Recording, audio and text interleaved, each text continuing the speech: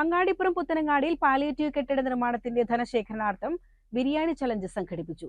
വിദ്യാലയങ്ങളും നാട്ടുകാരും മറ്റു സന്നദ്ധ സംഘടനകളും വ്യാപാരികളും പങ്കെടുത്ത ബിരിയാണി ചലഞ്ച് നാടിനെ ആഘോഷമാക്കി മാറ്റി.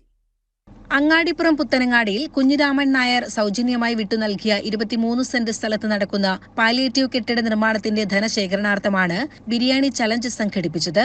കെട്ടിടപ്പണികൾ ആരംഭിച്ചിട്ടുണ്ടെങ്കിലും 1 വർഷം കൊണ്ട് തന്നെ പാലിയേറ്റീവ് കെട്ടിടത്തിന്റെ പണികൾ പൊതുജന പങ്കാളിത്തത്തോടുകൂടി മുഴുവൻ പണികളും പൂർത്തീകരിക്കാനാണ് ലക്ഷ്യമിടുന്നതെന്ന് പാലിയേറ്റീവ് ഭാരവാഹികൾ പറഞ്ഞു. വളരെ നല്ല പ്രതികരണമായിരുന്നു. നമ്മൾ പാലിയേറ്റീവിൻ്റെ ഒരു കെട്ടിട നിർമ്മാണവുമായി ബന്ധപ്പെട്ടിട്ടാണ് നമ്മൾ ഈ ഒരു ബിരിയാണി ചലഞ്ചിന് ആസൂത്രണം ചെയ്തത്. കാരണം നമുക്കറിയാം ചെറിയ ഫണ്ട് കൊണ്ടൊന്നും പാലിയേറ്റീവിൻ്റെ കെട്ടിടം മുന്നോട്ട് പോകില്ല എന്നുള്ളത്.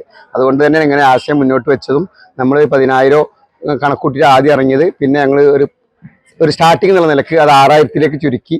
പക്ഷേ ഇപ്പോൾ ശരിക്കും പറയുകയാണെങ്കിൽ ജനങ്ങൾ ഒന്നിച്ച് നിന്നോടുകൂടി അപ്പോൾ അത് 7,000-ൻ്റെ മുകളിലേക്ക് എത്തിയിട്ടുണ്ട്.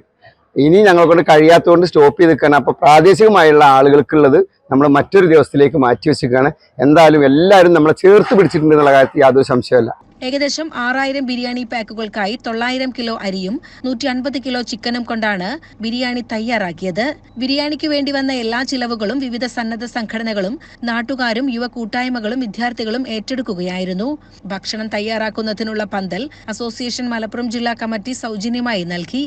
ഇത്രയും കിലോ ബിരിയാണി സൗജന്യമായി പാചകം ചെയ്തു നൽകിയത് കേരള സ്റ്റേറ്റ് കുക്കിംഗ് വർക്കേഴ്സ് മങ്കടമണ്ഡലം കമ്മിറ്റി പ്രവർത്തകരാണ്. ഒരു ചലഞ്ച് വെക്കുമ്പോൾ നാട് മൊത്തം ഒന്ന് ഇളകും. അപ്പോഴാണ് പാലിയേറ്റീവിന്റെ കാര്യങ്ങൾ മറ്റുള്ളവരിലേക്ക് എത്തുക. ഇത് ബിരിയാണി ചലഞ്ച് എന്ന് പറയുമ്പോൾ ഫണ്ടിനേക്കാൾ ഉപരി നമ്മളിതിനെ കാണുന്നത് എന്താ വെച്ചാൽ ഇത് ജനകീയമാക്കുക എന്നുള്ള ഒരു കാര്യം കൂടിയാണ്.